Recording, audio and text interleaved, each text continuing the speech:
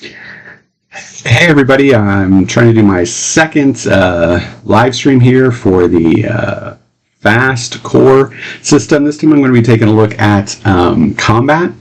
So I'm just going to run through the combat chapter, try to be as quick as possible, and just kind of give you an overview of how combat works. Again, in this system, it's supposed to be very, very fast. And that's what I was looking at when I did this. And I think one of the first things that I talk about in Chapter 2, the combat, is that combat can take, a long period of time in a lot of games where travel or talking or something like that could take a limited amount of time. So one thing I wanted to try to speed up was just combat in general, because I've never been a person that was a huge fan of, taking, 3 hours on an extended combat with skeletons or something like that. That just didn't add to the game for me. I still like to have, obviously, combat and peril involved in it, but it wasn't something that I was looking at to just constantly be keeping track of hit points or locations or stuff like that. Now, I'm a player that doesn't play with minis, so therefore I never do calculations. Like, everything for my players just has to be like in your head, like, just accept that we're in a room and you guys, I'm going to tell you if you can attack or not, and we're just going to go from there. A lot of things have to be narrative. So that's the way I kind of set up fast. It's the way I like to play. Obviously, it's not the way everybody likes to play, but hopefully it can be played on any, in any way you want to. The 13th Warlock, who was one of the impetuses for getting this book done, he plays everything with minis. So he was always asking me questions like, how far can people move? How far can people move and attack? So I put those things in there. So obviously it's still something that can be used. But anyway, before I digress too far, let's get into the combat section. I'm just going to try to, put it up here on the screen, and, hopefully you guys can see this, and we'll go from there. This obviously just put up a PDF here. I think I might be able to minimize some of the background, so I'll just do that. So that makes it a little better, I suppose, but nevertheless, this is Chapter 2 combat, so we'll just start going through it. Initiative in the game. I know there's been some comments on this, and some other people have said, a lot of the things in the game move down. Initiative is one that moves up. It's just a D10, because everything in the game is a D10. So you're just rolling a D10 across the board for any of the players. If they have anything that add to it, that would be a physical attribute bonus, does add to initiative, and so does the Fated Trait Quick, gives you +2 to initiative. So there are ways that you can get in there and things can make you a little bit faster, and you get to add that to your bonus. So it's just basically, I see Nicholas is on there. Yeah, I'm glad you like the art. This is the actual top piece here. The chapter headers are all done by Luis Prado, who is fantastic. He's a good friend of mine. And then all the base interiors are done by Simon Adams, who does my stuff for the Folio. And we were going for like a sketch style. And sometimes they got too sketchy, so we did harder lines. So that's how you see sometimes they're a little brighter than not, but it was just depending on how we feel. So anyway, that's the artwork side of it. But thanks for joining in, Nicholas. I appreciate it. Initiative. 1d10, all players get an initiative, and all NPCs, or fodder folk in this case, roll together, unless there is a fated enemy, and then they would roll separately, but that is how it's done, and the highest value goes first. Otherwise, and I know that could be counterintuitive. I know somebody said, why not the lowest? I don't know. I just did it high. So blame me for that if you want to. Anyway, we go to attacking. And attacking, everything is based on a D10, but these D10s are going to be once get under your target number. So let's say you have a primary attack skill that would be in some kind of combat, ranged combat, something like that. It starts at 6.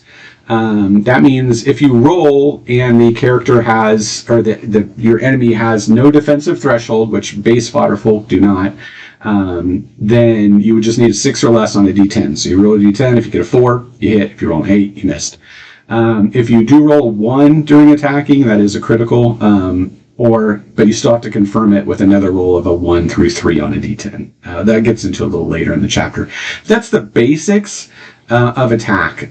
So you have an attack value for your skill. The enemy will have a defensive threshold, a DT.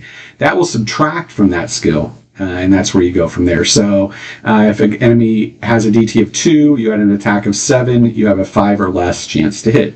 I try to keep it pretty simple like that. There can be other modifiers in there if the DM wants to put those in. Again, in the example, I think I've got Robolar here. He's on a slippery surface, so he got a -1 modifier to his target number to hit that orc above him that you see there getting his leg hit.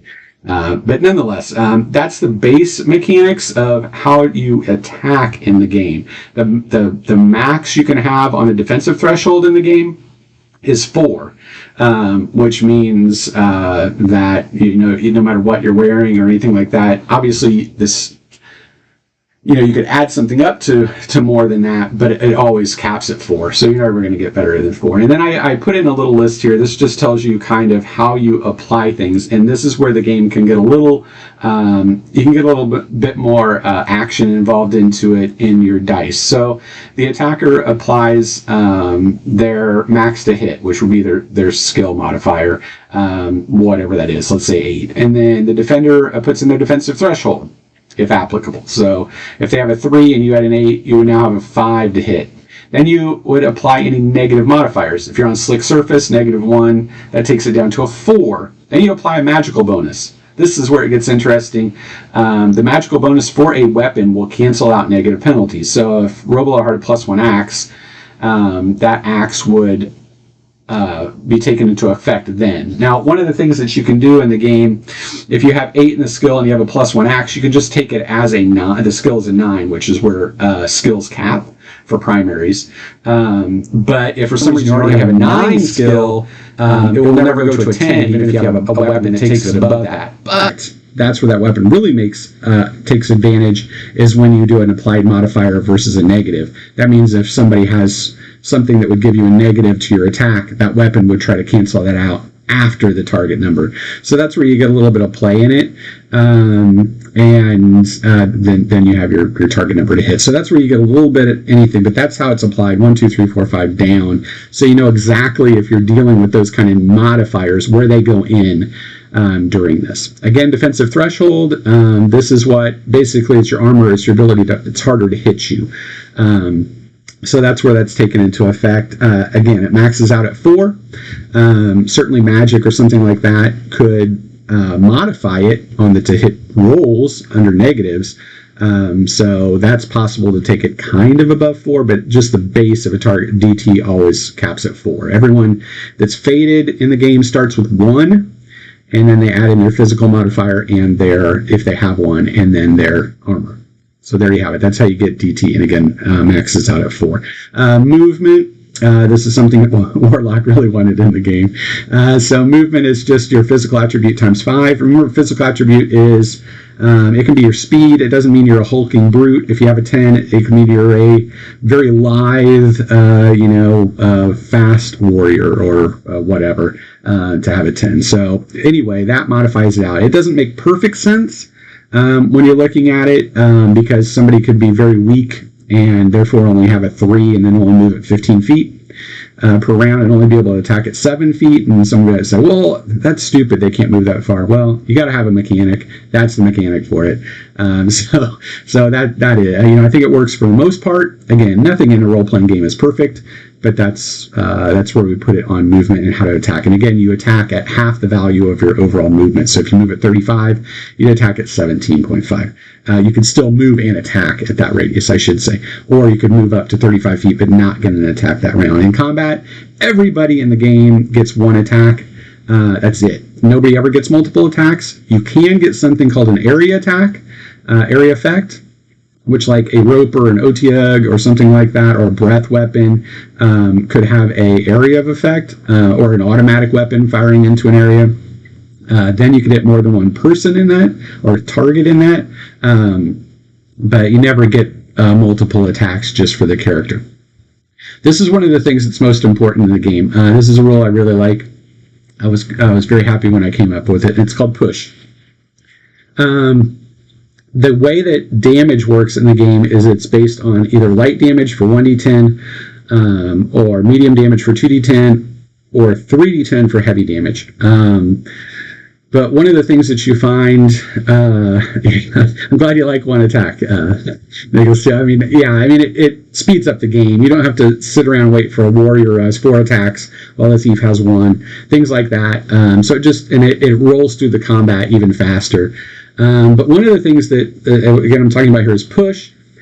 Push allows you to give up your next attack, basically, and add a 1d10 to the damage that you normally do. This allows people who would like to use a light weapon, like a dagger or something like that, or their fists, if they really have to overcome a wound threshold, which is more than 10 or something like that, they need extra damage. And the way they get that extra damage is to push the attack. It's basically saying you're going all offense, and just really trying to throw everything you can into this attack, and that is a push. But in so doing, you get a negative to your defensive threshold, and then you skip your next attack, which means you've thrown everything you had into it, but you're kind of off balance. You put yourself in jeopardy, so you're hoping you knock the person out with this push. You knock them out of the battle. So that will explain to you what push is. It's very, very important for people that are using light weapons, and it's also important if you're attacking things that have a high wound threshold or something like that. Even if you're using a medium weapon, you might need to get a 15 or more to actually damage it, and on 2d10 that's tough. So you're I'm going to push my longsword, so then my longsword becomes 3d10 basically for that next attack, but you give up the attack the next round, but hopefully that you'll go above 15. So that's how that mitigates overall damage, the damage values. So push is very, very important. We use it a lot in our games. And it's kind of tough. You think, well, if I got to sit out that next round, it's kind of tough. It is, but combat moves so fast. It was one of the things that I saw when I started running these games of fast, is that one of the things I think we fall into when we play, especially at a table, in games that have very heady combat, or take a lot of time to do things, or if people are getting multiple attacks, or people are using spells that they've got to look up in the book. One of the first things that happens now in the modern age is people immediately go for their smartphones or smart devices if you allow them at your table. This moves so fast that somebody will pick up their phone and it's back to them, and you're like, "Why you got your phone in your hand?" You're like, "What? It's my attack again." Yeah, it's your attack again. So this really moves combat around a table very, very quickly, especially with just one die, and knowing, just going low on it. There's not a lot of modifiers.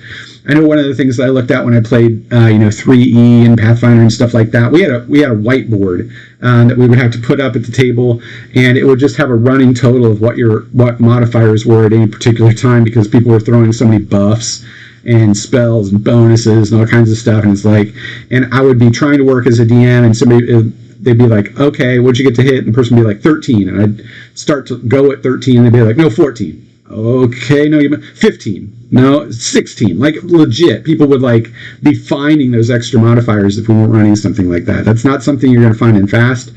It just moves right through it. Wounds and damage here is the next section, and that's going to go on a wound threshold. So if you do get hit, if a attack successfully goes against your DT and hits, then you have to actually roll damage on whatever that is, 1d10, 2d10, 3d10, and that damage has to overcome the enemy's wound threshold. For a faded, the wound threshold is calculated by dividing your 3 attributes by 3. That is your wound threshold, and then it can be modified by faded traits or other things that you can have in the game. Armor and stuff like that will add to it as well. You have to overcome that by 1 to actually do any damage. So if I had a wound threshold of 7, somebody would need to roll 8 or better on their attack to give me 1 wound. And then after that, it's it's your standard wound threshold added to that new number. So if somebody was talking about they needed a 7, my wound threshold is 7, they need an 8, but then to get the second wound on me in that attack, they would need a 15 because that's 8 plus 7, and then the next one they'd need a 22 to get a third wound. And everybody in the game starts, or every fated character in the game starts with 3 wounds. So that takes you through that. Down and dying, once you have exceeded your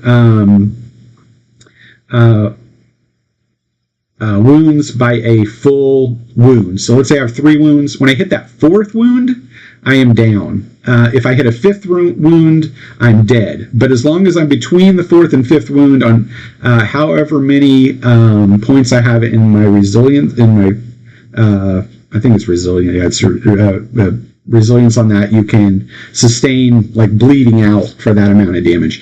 But you can make a physical save yourself to stop that bleeding, or someone else can stop it as well. So one of the things I did when I came up with this system was, yes, you can die, and we've obviously had players die.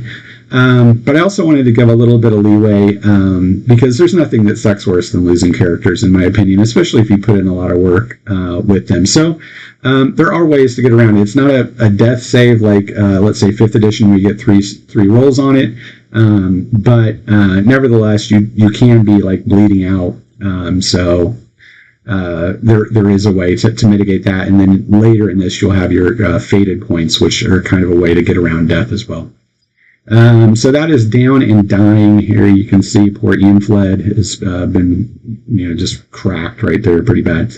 Taking damage for an ally. This is something that happened a lot in my systems, even in AD&D. People are like, I got to save the caster or whatever. Can I take that damage? Yes, you can. In the game, you can just say you want to do it. And if you take that damage, however, you're going to take an extra D10. On the overall damage done. So it's dangerous. I mean, you're definitely going to, get hit. Poor Rogalar there is taking a hit for Eliandra. But nevertheless, you can do it. So that's another way to kind of mitigate or have your groups help each other out. You're always allowed to take a hit, assuming you're close enough within the range of combat. And again, that's up to the DM. But I'm usually pretty lenient on it. If somebody wants to do it, they can do it. Hand-to-hand combat in the system is very easy. One of the things I never liked about D&D is the limited amount of damage that you can do with a punch, especially versus hit points. You get into a bar fight and you're an 8th level fighter and there's a bunch of 6th level fighters, you're going to be sitting there all day because you're only doing a point or 2 per hit. So one of the things I just had hand-to-hand combat do is just do light damage, so it does a D10. Which again, if somebody's tough, that's not going to do anything to. But for most of the people, most mopes which have like a wound threshold of 5, you got a 50% chance of just knocking them out of the battle. And then you could always push if you wanted to as well, if you had to hit somebody. So that's the way hand-to-hand combat works. And again, that's combat skill hand-to-hand or martial art. And there's martial arts that you can add into it on a fated point. Criticals and failures. Failures are something that very rarely ever comes into play in my game because it's really not a mechanic that I overly enjoy, especially on a D10, because those things seem to come up a lot. Every time you roll a 10, you could get a critical failure. No, you don't do that. It has to be a very specific situation where you have to call it out to the player. If you roll a 10 right now, it would be a critical. That's like I'm swinging my two-handed sword at people in a grapple. Well, if you miss and get a 10, you're going to hit your buddy, kind of thing. Or something bad is going to happen. So you just have to call that out. But in the normal game, critical hits do work for both fodder folk and for player characters. Anytime a 1 is rolled, you get a chance of a critical. You confirm that on a 1 in 3 on another roll. And then if you get it, you get to roll on this chart. So it's a 3-step process. First, you'd have to roll the 1. Second, you roll again, and it's 1 to 3. And lastly, you would have to roll on the critical chart table here. And there's an instant death on here, which is what's happening to this monk down here. Took one right in the beak, Cotton. Anyway, natural healing, pretty simple. It's your resilience attribute minus 10. So if I had a resilience of 6, I subtract that from 10, I would come up with a 4, which means it would take you 4 days to heal 1 wound. Every day that you wake up, you get a roll on healing. If you roll a 1 on a d10, you heal a wound. Doesn't happen often, but it can happen to save you for it. Healing versus the skill. That is, I'm using my healing skill to try to take off a wound.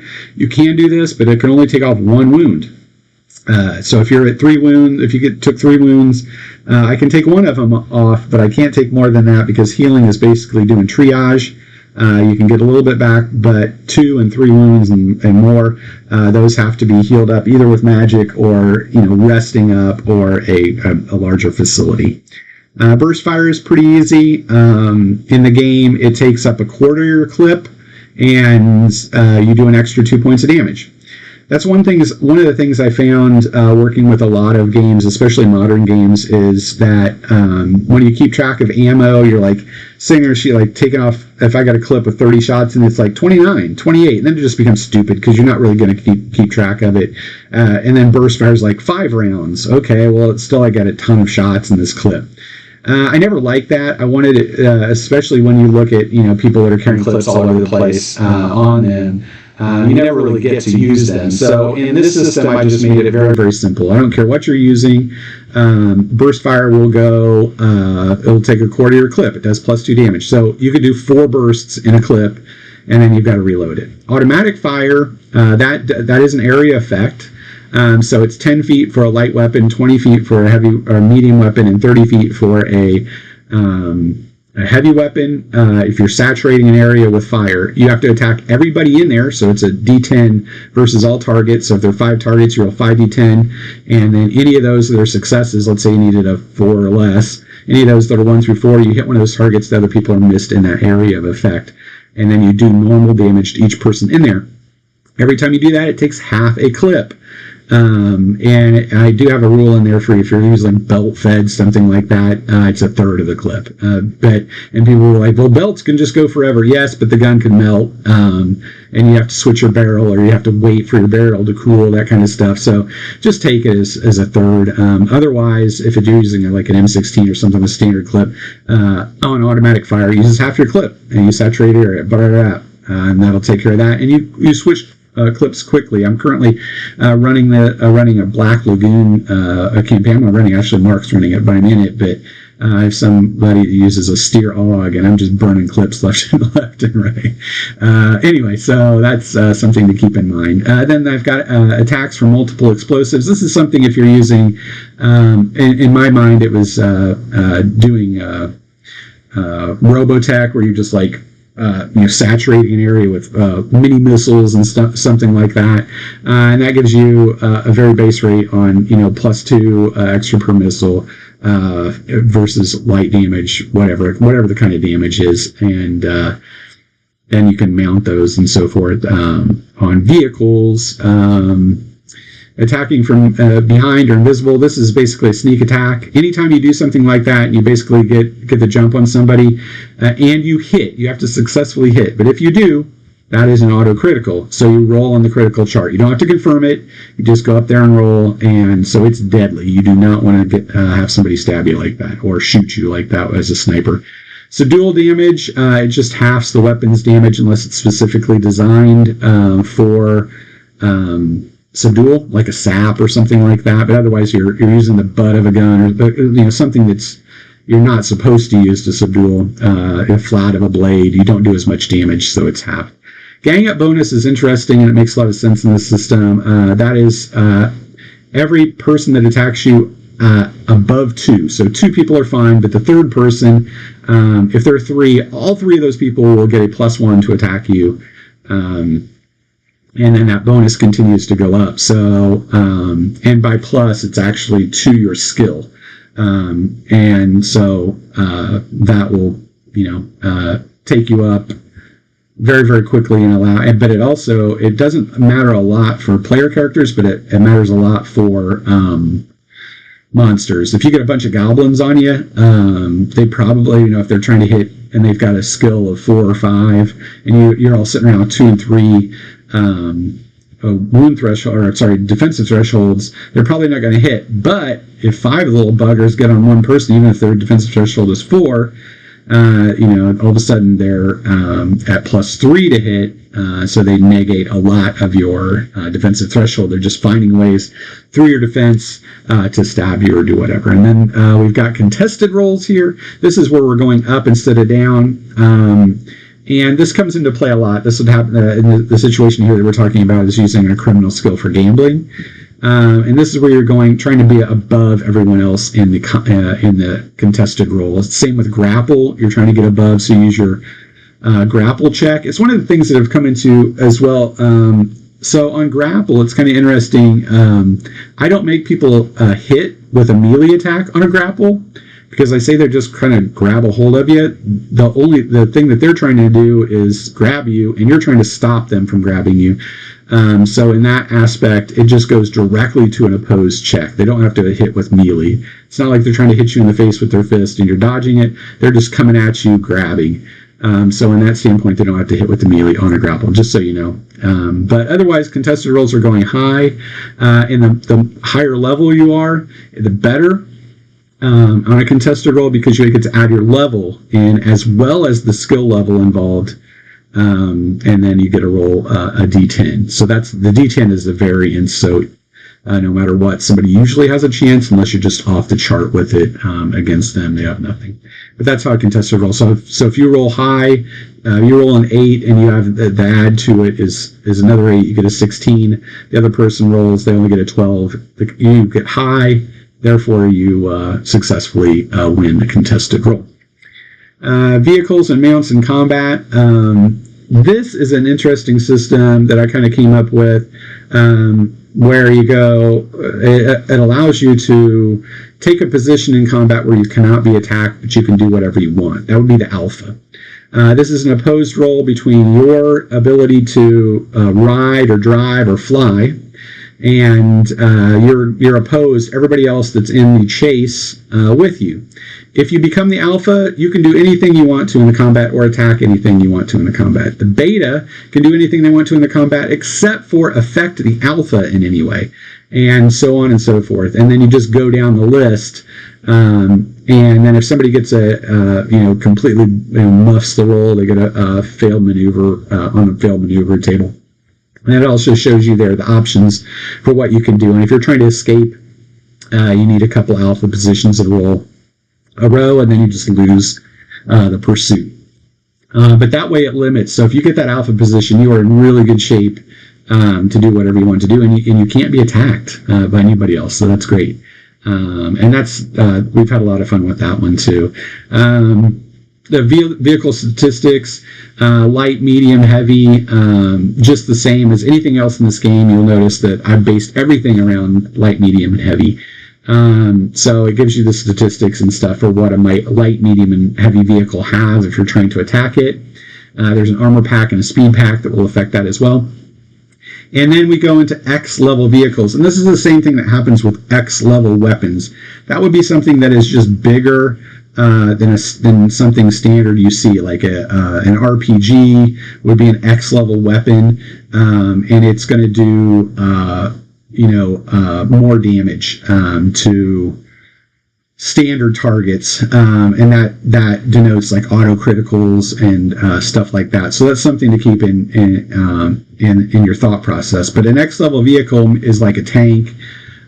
Or something like that just normal weapons are just going to ping off of. You have to have an X level weapon to actually hurt it.